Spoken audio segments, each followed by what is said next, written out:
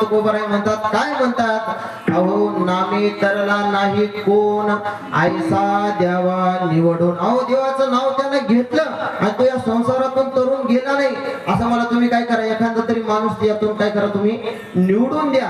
आणि असं तुकोबाराय कोणाला म्हणाले, म्हणजे असं उघडपणे बोलायलेत ना, काय म्हणाले, नामी तरला नाही कोण ऐसा द्यावा निवडून. म्हणजे देवाचं नाव घेतलं आणि तो महात्मा या संसार सागरातून काय झाला नाही, हो तरुण गेला नाही. असं तुम्ही मला काय करा, एखादं नाव निवडून द्या. असं जरा थोडं उद्धटपणा लागलेलं बोलायला. मग तुकोबारायांना वाटलं, अरे आपण थोडस मोठ्या माणसासमोर बोलायलो आणि महाराज मोठ्या माणसासमोर बोलायचं म्हणल्यावर थोडस काय केलं पाहिजे, हो थोडी नम्रता धरून करून बोललं पाहिजे का नाही.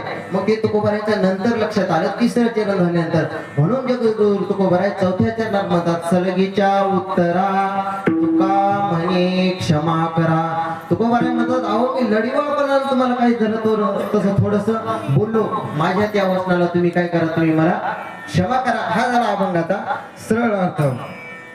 तर अभंगामध्ये प्रवेश करण्यापूर्वी अल्पसा परिहार देणं गरजेचा असतो.